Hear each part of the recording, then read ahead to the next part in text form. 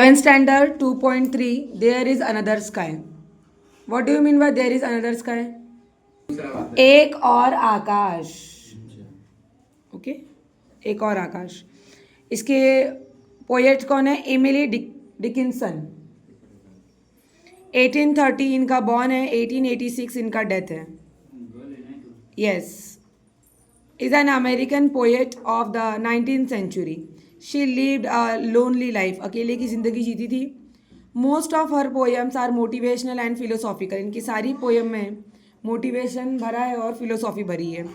They are unique to her era and are characterized by a simple and short line. ये सबसे अलग थी, सबसे हट के थी.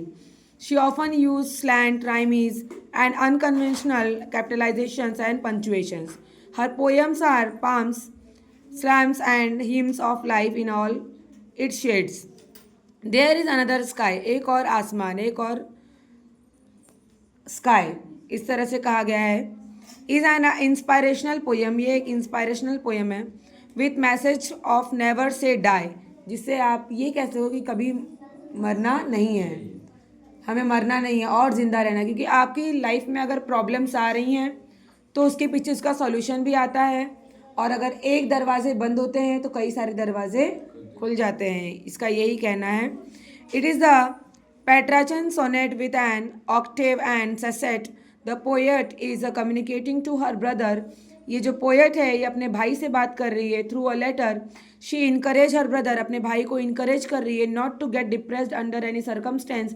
कोई भी परिस्थिति हो आपको परेशानी और टेंशन में डूबना नहीं है. And pleads to him to return home. अपने घर वापस चलो ये बोल रही है. Life is full of challenge. ज़िंदगी पूरी चुनौतियों से भरी हुई है. One can tackle the challenge with a positive attitude. और आपको हर एक चुनौतियों को अच्छी तरह से तोड़ना है, आगे बढ़ना है उसके. The poem ends on the optimist note. The brighter garden stands for choice that life offer you. ज़िंदगी हमेशा आपको कुछ अच्छा ऑफर देती रहती है. अब आपकी मर्जी, आप उसको चुनते हो या नहीं चुनते हो. There is another sky. और एक आसमान. There is another sky ever serene and fair. जो हमेशा शांत और सुंदर रहता है. अभी जो आप आसमान देख रहे हो वो कैसा है? शांत और सुंदर है. And there is another sunshine. वहाँ पे एक और अलग तरह से धूप आती है. जो इसकी बहन इसको बता रही है अपने भाई को, वो बोल रही है एक और स्काई है, एक और आकाश है जहाँ पे शांत और सुंदर है, जहाँ पे एक अलग तरह की धूप आती है. Through it darkness there. जैसे कि यहाँ पे बहुत अंधेरा है. Never mind faded forest. मुरझाए जंगलों की चिंता मत करो. अस्टीन, अस्टीन नाम है इसका, लिखा है बाजू में देखो. Austin Emily's younger brother. Younger मतलब छोटा भाई, यंगर मतलब छोटा, ब्रदर भाई. Never mind silent field. शांत खेतों की परवाह मत करो. Here is a little forest. यहाँ एक और छोटा सा जंगल है. Whose leaf is evergreen. जिसकी पत्तियाँ हमेशा हरी भरी रहती हैं. Here is a brighter garden. एक बहुत ही उज्ज्वल बाग है. Where not a frost has been.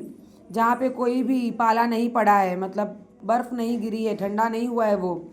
It is unfaded flower. जो फूल मुरझाए नहीं है यहाँ पे. I hear the bright bee hum. यहाँ पे मैं चमकते हुए मधुमक्खी की आवाज़ सुन रही हूँ.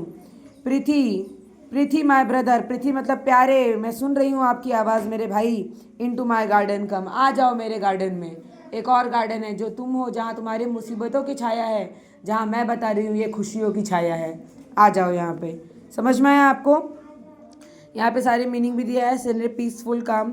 Sky, guess the meaning. Sky मतलब पता ही आपको क्या होता है. अस्टीन उसके भाई का नाम है. फ्रॉस्ट मतलब टेम्परेचर जो 0 से कम होता है. आइस का लेयर. अनफेडेड मतलब जो मुरझाए नहीं है, ब्राइट है, कलरफुल है. पृथ्वी मतलब प्लीज़.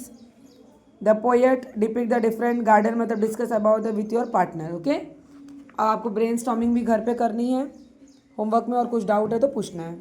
क्लियर?